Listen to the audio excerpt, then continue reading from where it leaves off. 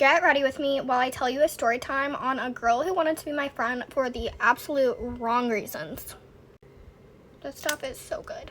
But anyways, so there was this girl who had DM'd me on Instagram, and she lived around where I lived, and she seemed like such a sweet girl. She was like, I would love to like get lunch one day. I'm just trying to make like friends around the area. And I was like, that sounds great, let's do it. Well, we get there, and one of the very first things she says to me is, do you think we could make a TikTok at this lunch and you tag me? And I was like, what?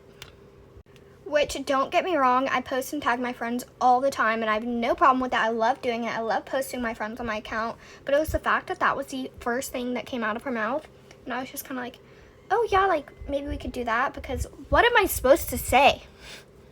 Well, then she continues to go on, and she's like, yeah, like, you really should post me. I could get so many followers, and then I could be an influencer too. I'm like, that's not really how that works, but... And I was like, oh yeah, if you want to be an influencer, like, you should go for that dream, but like, I really don't know if me posting you would like help, but if it will, like, I can. Well, then we go to pay, and she's like, oh my goodness, I forgot my wallet. Can I just like Cash App Venmo you later? I'm like, yeah, that's fine. I thought it was kind of weird, like the first time we're ever hanging out together, she's like, hey, can you pay for me? Which I don't have a problem paying for my friends. It's just more so, this was our first time ever hanging out, and she's like, can you pay for me? I forgot my wallet. And I was like, yeah, not a big deal. And she's like, yeah, you make enough money on TikTok. Do I really need to pay you back? I was like, excuse you? And then we leave. I'm like, whatever, that was kind of weird. I'm not exactly sure if I'm going to hang out with her again, but I just wasn't sure. Well, then later she DMs me on Instagram, and she's like, hey girl, would you want to meet up to like make that TikTok? You never made it with me, and I really want you to tag me. What? And I was just like, no way, she just DM'd me that. I didn't know what to say, and I can't be mean to someone. So I'm like, yeah, I'm gonna have to check my schedule. I'm super busy, but like, I can try. Like, I don't know what to say. I don't want to be rude. I don't know. Well, then I thought that was the end of it, and then throughout the next like 2 weeks, she messages me probably 6 times each day, and she's like, hey girl, when are we making the video? Hey, I still want to do that video with you. Hey, I still want you to tag me in a video.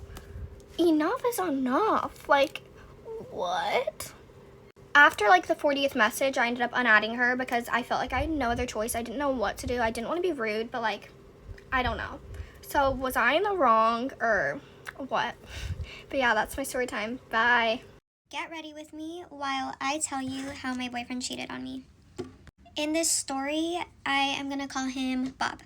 I was with Bob for almost 4 years.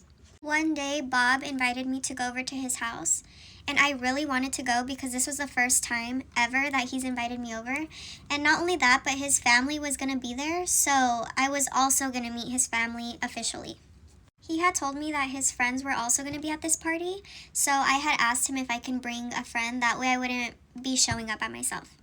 When we got there, he introduced me to his family as his girlfriend, and things started off pretty well. We were dancing together, and just, it was a good time.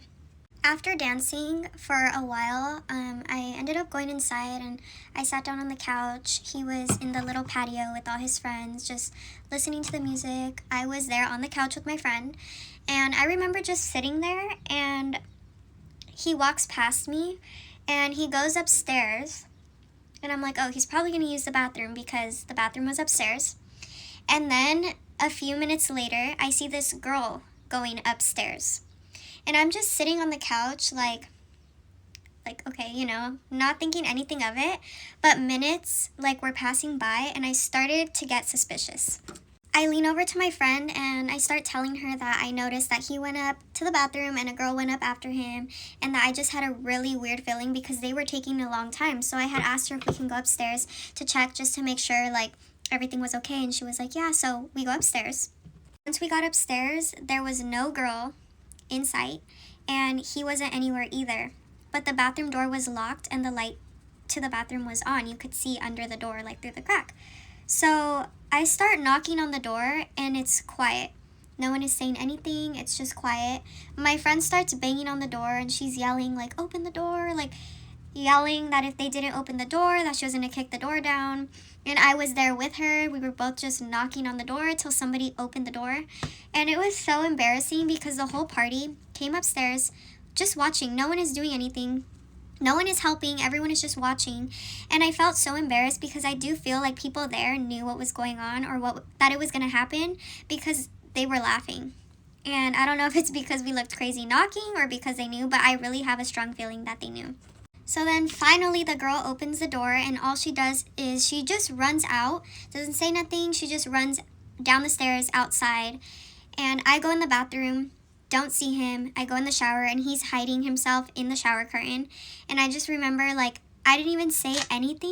I just start crying and I just run out myself because why would he be hiding? Why would he be locked in the bathroom with the girl? So I leave and I just remember him running after me, like telling me that he wanted to explain. So I let him because I had to wait to get picked up anyways. So he's no excuse. He just tells me that they weren't doing anything. But if they weren't doing anything, why would they even be in the bathroom with the locked door in the first place? And when she opened it, why would he be hiding?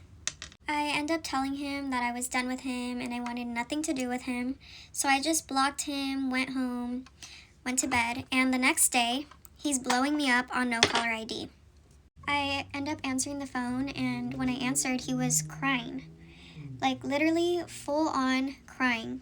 And he's never cried to me before, ever. I've never seen him cry, so it kind of made me like, maybe I should go outside. So I did. And I go outside, and we drive across the street to this park, and he's talking to me, explaining. Now, he admitted what they did. He told me.